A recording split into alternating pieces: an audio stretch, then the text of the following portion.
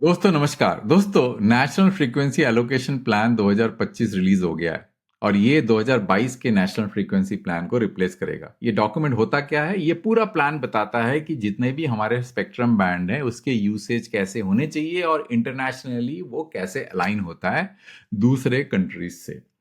तो मैं इसके डिटेल में तो नहीं जाऊंगा, पर एक इंपॉर्टेंट जो है इशू है जो कि इस वीडियो में मैं डिस्कस करूंगा। वो कौन सा बैंड है? वो 6 गीगाहर्ट्ज बैंड है। 6 गीगाहर्ट्ज बैंड ऐसे दिखता है, 5925 से लेकर 7125, और ये जो है बैंड 1200 मेगाहर्ट्ज का बैंड है। अब ये बैंड काफी दिनों में डिस्कशन में है क्योंकि दो लॉबी आपस में लड़ रही है इस बैंड को यूज करने के लिए। एक तो जो है उसको चाहती है कि पूरा डी लाइसेंस हो जाए, डी लाइसेंस का मतलब वाईफाई के लिए यूज हो, और जो सेलुलर लॉबी चाहती है कि पूरा का पूरा ब्लॉक जो है आईएमटी के लिए यूज हो, 5G एंड 6G टेक्नोलॉजी के लिए। इसका मतलब वो चाहते हैं वो ऑक्शन हो जाए। अब सरकार ने क्या किया? सरकार ने बोला कि अच्छा एक काम करते हैं, इसको दो पार्ट में डिवाइड कर देते हैं। 500 मेगाहर्ट्ज जो है वाईफाई के लिए, जैसे हम यूज करते हैं 2.4 गीगाहर्ट्ज बैंड और 5 गीगाहर्ट्ज बैंड, जो इंडोर वाईफाई आप यूज करते हैं, वो ऑलरेडी आपको पता होगा कि कुछ portion of spectrum already delicensed है और ये एडिशनल हो जाएगा 500 मेगाहर्ट्ज। ठीक है। और उन्होंने कहा कि 6425 से लेकर 7125 जो है वो 5G एंड 6G के लिए हम खोलेंगे। तो ये जो प्रेस रिलीज आया है नेशनल फ्रीक्वेंसी एलोकेशन में, यहां पे उन्होंने 6425 से लेकर 7125 तो मेंशन किया, पर ये जो प्रपोजल था सरकार का, जहां पे उन्होंने ड्राफ्ट नोटिफिकेशन इशू किया था जो कि अभी फाइनल नहीं हो पाया, ये देखिए 16 मई 2025 को रिलीज किया था, जिसमें इन्होंने कहा था कि 5925 से लेकर 6425 जो है very low power and low power के लिए रिलीज करेंगे। ये जो है इस नोटिफिकेशन में इसका कोई मेंशन नहीं है। और ये चीज मेरे एक दर्शक ने मेरे को पूछा कि नहीं है मेंशन, तो आप इसके ऊपर वीडियो बनाइए कि ये क्या चल रहा है। तो दोस्तों, मैं आपको इस वीडियो में सारी कॉम्प्लेक्सिटी समझाऊंगा, हो क्या रहा है और इसका जो है खामियाजा किसको भुगतना पड़ेगा ये भी मैं समझाऊंगा। मैं आपको ये भी समझाऊंगा जो लॉबी इसके अंदर में एक पर्टिकुलर पावर लेवल का लॉबिंग कर रही है, चाहती है कि भाई देखिए ये जो ओपन किया है डी लाइसेंस के लिए, और ये जो पावर लेवल्स मेंशन्ड है यहाँ पे, जो 30 डीबीएम और 14 डीबीएम, उनकी वो बड़ा नाखुश है। वो चाहते हैं कि ये बहुत बढ़ जाए, they want it to be 56 DBM. क्यों? वो यूबीआर करना चाहते हैं।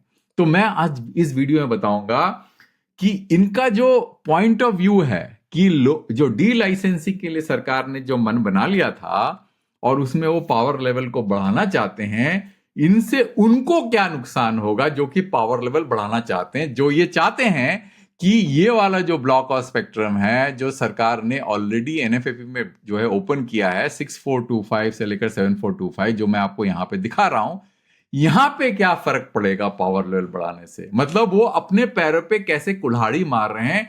और इसमें जो हमारे जो तीन ऑपरेटर्स हैं, भारती, वोडाफोन एंड रिलायंस जियो, इनको क्या फर्क पड़ेगा अगर ये डी लाइसेंस होता है हाई पावर लेवल पे? कहने का मतलब शॉर्ट में समझ लेते हैं, चाहते तो वो पूरा बैंड जो है आईएमटी के लिए, जो सेलुलर ऑपरेटर है, फिर उन्होंने देखा लड़के उनसे हुआ नहीं, तो सरकार ने जो है डिसाइड किया कि 500 मेगाहर्ट्ज जो है हम वाईफाई के लिए देंगे और ये वाला जो पोर्शन है 700 मेगाहर्ट्ज हम देंगे आईएमटी के लिए। तो जो सेलुलर लॉबी में से एक ब्लॉक है वो कह रहे हैं अच्छा ठीक है, अगर आपने रिलीज भी कर दिया इसको 500 मेगाहर्ट्ज वाईफाई के लिए, पर आप लो पावर में मत करिए, आप हाई पावर में करिए। तो मैं आज वीडियो में बताऊंगा कि जब हाई पावर में वो करेंगे तो इनका ये वाला जो ब्लॉक ऑफ स्पेक्ट्रम में, इसमें कैसे इंपेयरमेंट आएगा, कैसे ये नुकसान उनको खुद होने वाला है। और जो ये ऑपरेटर्स हैं Bharti Airtel, Vodafone Idea, Reliance Jio, ये आपस में कैसे इनका जो टसल होने वाला है जब ऑक्शन होगा। जो जो हमने ऑलरेडी ये चीज हमने कहां देखा है? 3500 मेगाहर्ट्ज बैंड में, जहां पे रिलायंस जियो ने भारती एयरटेल को इंटरफेरेंस एरिया में पुश कर दिया है by bidding 130 megahertz of spectrum in some की सर्कल्स। कुछ ऐसे सर्कल्स हैं जहां पे वो इंटरफेरेंस फेस कर रहे हैं, तो बिड करके उनको खुद ही नुकसान पहुंचा दिया है। और ये मैंने एक वीडियो में कवर किया था, ये पूरा एक्सेल शीट आपके सामने मैंने दिखाया था कि किस तरह से ये जो रेड एरिया है, इन एरिया में भारती एयरटेल को 3G यूज 5G यूज करने में परेशानी हो रही है, क्यों? क्योंकि ये जो स्पेक्ट्रम, ये जो एरियाज हैं, यहां पे इंटरफेरेंस है कुछ पोर्शन में, और यही चीज जो है उनको 6 गीगाहर्ट्ज बैंड में भी होगा। और मैं आपको सिमुलेशन एनिमेशन के थ्रू समझाऊंगा। आप समझे मैं क्या बोल रहा हूं? फिर दोबारा बता देता हूं आपको कि ये डायग्राम देखिए। इस डायग्राम में मैं क्या बता रहा हूं, समराइज करता हूं मैं। ये वाला ब्लॉक आईएमटी के लिए, वो कितना है, 6425 से लेकर 7125, 5925 से लेकर 6425 जो है आपका वाईफाई के लिए।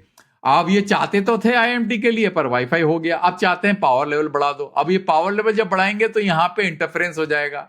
अब इंटरफेरेंस होगा तो यहां से जो 300 मेगाहर्ट्ज ऑक्शन करने वाले थे, तो कुछ ऑपरेटर को स्पेक्ट्रम यहां मिलेगा, तो वही हालत हो जाएगा जो कि 3.5 गीगाहर्ट्ज जो हमको 5G में हुआ, जहां पे भारतीय एयरटेल इंटरफेरेंस में आ गया। वो रो रहे हैं कि भैया आप कैसे, मैं, क्योंकि वो सर्विस प्रोवाइड नहीं कर पा रहे हैं। क्यों? इंपॉर्टेंट सर्कल्स का देखिए, कर्नाटका हो गया, केरला हो गया, उसके बाद जो है और राजस्थान हो गया, ऐसे ऐसे सर्कल्स के अंदर उनको इंटरफेरेंस फेस करना पड़ेगा। तो यहां पे भी उनको सेम चीज का नुकसान, अगर मान लीजिए कोई ऑपरेटर यहां बैठा हुआ है स्पेक्ट्रम लेके, उनको तो पर प्रॉब्लम नहीं आएगा, पर जिस ऑपरेटर को स्पेक्ट्रम यहां मिलेगा वो मर जाएगा, क्योंकि वो चाहते हैं, एक ऑपरेटर चाहता है इनका पावर लेवल बढ़ जाए। तो आप एनिमेशन से समझेंगे कि एक्चुअली हो क्या रहा है। अब दोस्तों ये एनिमेशन देखिए, आपको समझ में आएगा हो क्या रहा है। पहले तो मैं इसको फ्रीज कर देता हूं, पहले समझा देता हूं। देखिए दोस्तों, यहां पे 2 बेस स्टेशन हैं। वो क्या कर रहे हैं, ट्रांसमिट कर रहे हैं सिग्नल जो है टीडीडी में। कोई भी टीडीडी स्पेक्ट्रम उठा लीजिए, चाहे वो 3.5 हो गया, चाहे वो 6 गीगाहर्ट्ज हो गया, कोई भी उठा लीजिए, या 2.3। तो 2 बेस स्टेशन आपस में ट्रांसमिट कर रहे हैं, ठीक है ना दोस्तों। अब जब वो ट्रांसमिट कर रहे हैं, तो जब वो टीडीडी में ट्रांसमिट करते हैं, तो आपने देखा होगा कि ऑपरेटर के जो स्पेक्ट्रम होते हैं आपस में जुड़े रहते हैं। मैं आपको दिखा देता हूं, देखिए जुड़े हुए हैं, ये टीडीडी स्पेक्ट्रम है, जुड़े हुए हैं, कोई गार्ड बैंड तो नहीं है।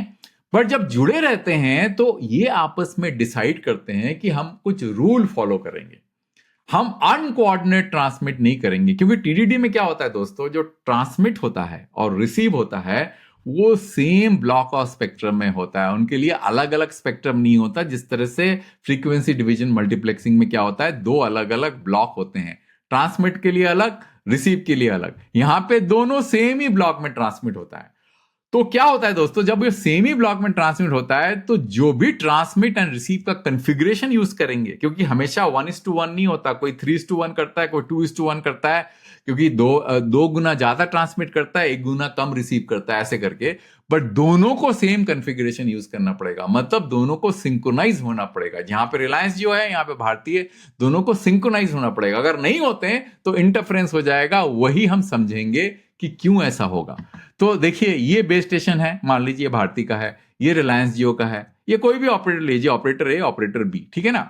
अब क्या हो रहा है दोस्तों, ये दोनों जो है अभी कोऑर्डिनेटेड ट्रांसमिट कर रहे हैं। तो मैं एनिमेशन रन करता हूं, आप देखिए। कोऑर्डिनेटेड, कोऑर्डिनेट का मतलब क्या होगा, जब ये ट्रांसमिट करता है तब ये भी ट्रांसमिट करता है, जब ये रिसीव करता है तो ये भी रिसीव करता है, ठीक है ना दोस्तों। तो होता क्या है दोस्तों कि देखिए, एक मोबाइल है, यहां पे 2 मोबाइल नजर आ रहे हैं। ये मोबाइल जो है तब ट्रांसमिट करता है जब ये बेस स्टेशन रिसीव करता है। सिमिलरली ये मोबाइल जब ट्रांसमिट करता है जब ये बेस स्टेशन रिलीज करता है। अब दोनों सिंक्रोनाइज कर रहे हैं, मतलब जब ये ट्रांसमिट कर रहा है तो ये बेस स्टेशन भी ट्रांसमिट कर रहा है, जब ये मोबाइल ट्रांसमिट कर रहा है तो ये बेस स्टेशन भी ट्रांसमिट कर रहा है।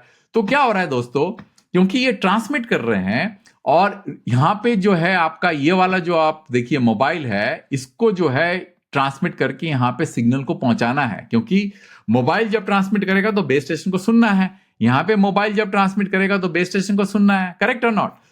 तो जब ये सिंक्रोनाइज होता है तो ये जो ट्रांसमिट पावर होता है मोबाइल का, और वो जब दूर जाके, मतलब थोड़ा डिस्टेंस तो ट्रेवल करना पड़ता है उसको, तो जब ये ट्रांसमिट होकर रिसीव में आता है, बेस स्टेशन जब उसको सुनता है, तो एक पावर लेवल जो है उसको मिलता है। क्योंकि डिस्टेंस ट्रेवल करता है, मोबाइल ट्रांसमिट करता है 23 डीबीएम में। तो ये जो डिस्टेंस ट्रेवल करने के बाद मान लीजिए उसको 95 डीबीएम का पावर मिला।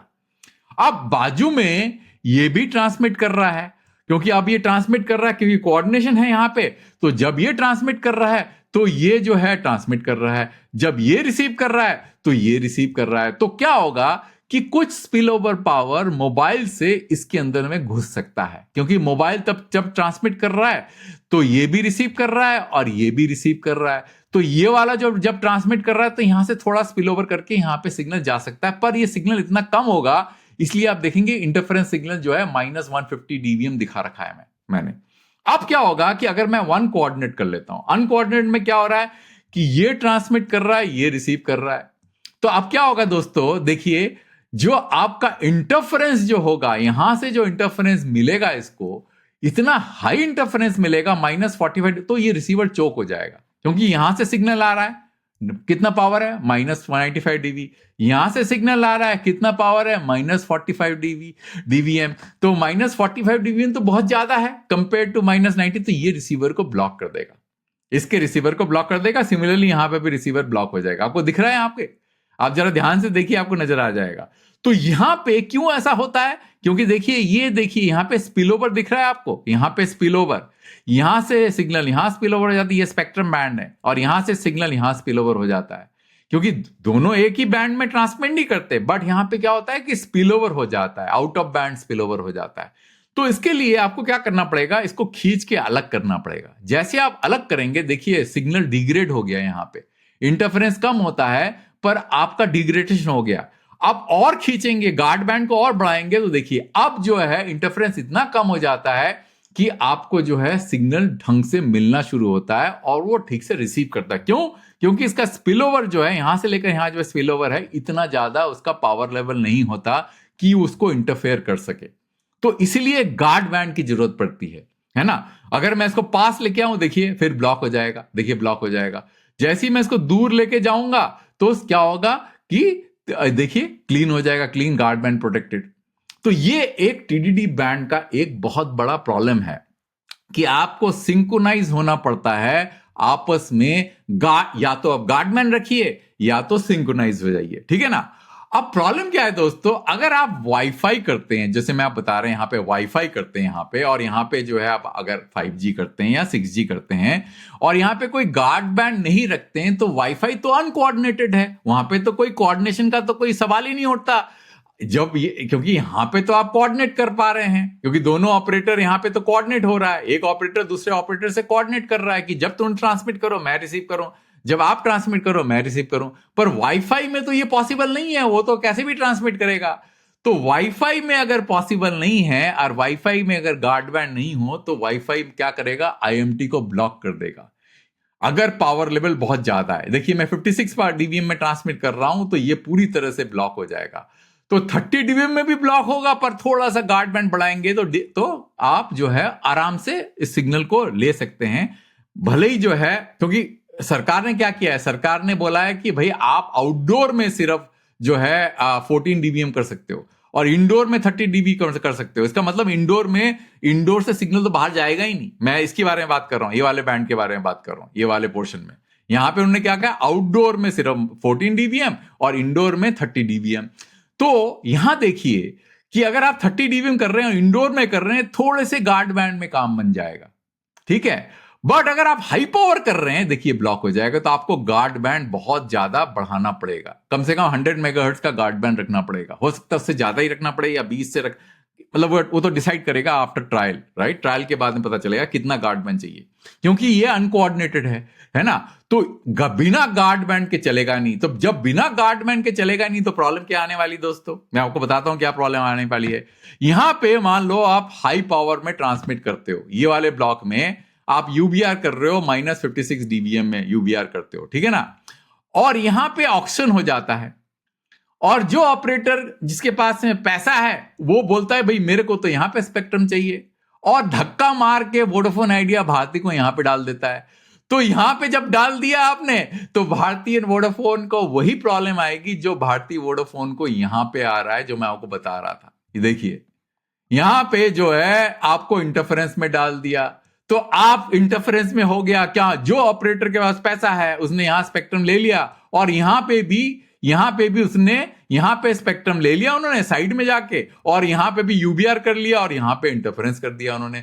तो जो ऑपरेटर के पास में पैसा नहीं है, जो ऑपरेटर कम स्पेक्ट्रम लेना चाहता है, उसको धक्का मार के यहां पे डाल दिया, उसका स्पेक्ट्रम बर्बाद हो गया। क्योंकि आपको गार्ड बैंड चाहिए यहां पे, या तो वाईफाई अपनी तरफ से गार्ड बैंड दे या आईएमटी अपनी तरफ से गार्ड बैंड दे। पर सरकार ने तो यहां बोला है भैया ये तो 500 मेगाहर्ट्ज हो गया, और यहां से जो है कंसेक्यूटिव 700 मेगाहर्ट्ज हो गया। आप समझ रहे हैं ना क्या कहानी है यहां पे।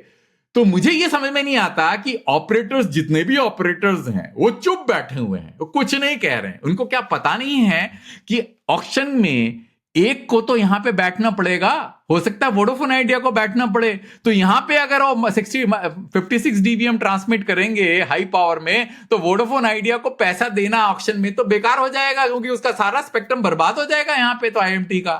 तो क्या उनको ये समझ में नहीं आता क्या?